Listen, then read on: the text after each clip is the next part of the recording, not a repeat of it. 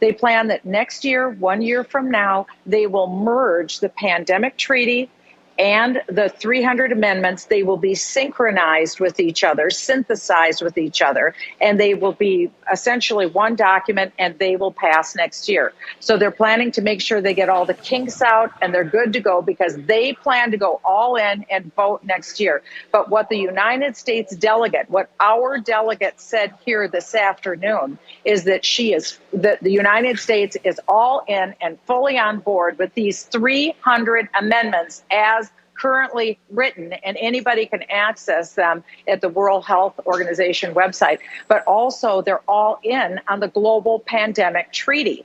So the United States is for this.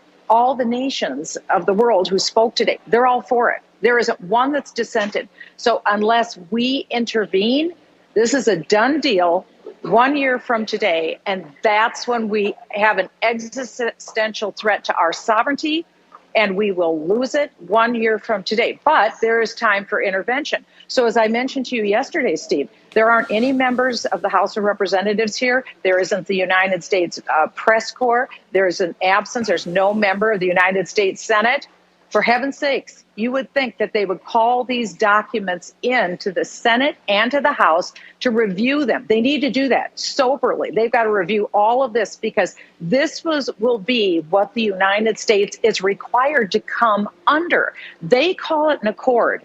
They call it an accord, but it's a treaty. But it's funny, they slip sometimes and they use the word treaty, and then they say, oh, an accord, because they don't want it to be called into place. But this is it. We have the plan now. They've given us the timetable. They've given us the agenda. They've given us the content of the new rules that they expect us to live under. So think of it this way.